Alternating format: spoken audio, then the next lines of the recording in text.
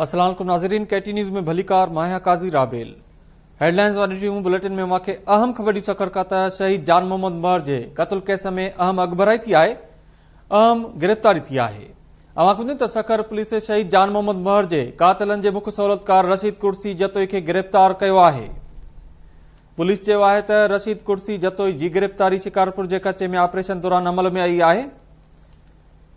अवां ॿुधायूं त रशीद कुर्सी जतोई बेन 9 माण्हुनि जे कत्ल ऐं फुरकेसन में भी घुर्बल है। पुलिस चयो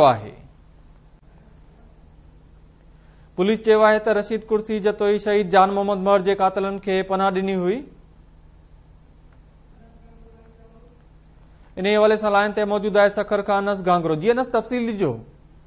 जी कादिर राबेल, बिल्कुल सखर पुलिस तरफा शहीद सहाफ़ी जान मोहम्मद मर के कत्ल केस में मुख्य जवाबदारन के सहूलतकारी ॾींदड़ जवाबदार के गिरफ्तार करने की दावा करे वरिती है। एसएसपी सखर अमजद शेख मूजिब शिकारपुर के कचे वाले इलाके में ऑपरेशन के दौरान जवाबदारन के पनाह ॾींदड़ जवाबदार रशीद कुर्सी जतोई के गिरफ्तार करे वरितो है।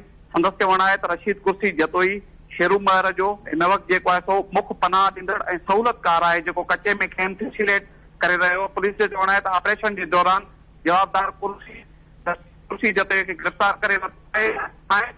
उनके मदद के जरिए शेरू महर ॿियनि जवाबदार खे गिरफ्तार कयो।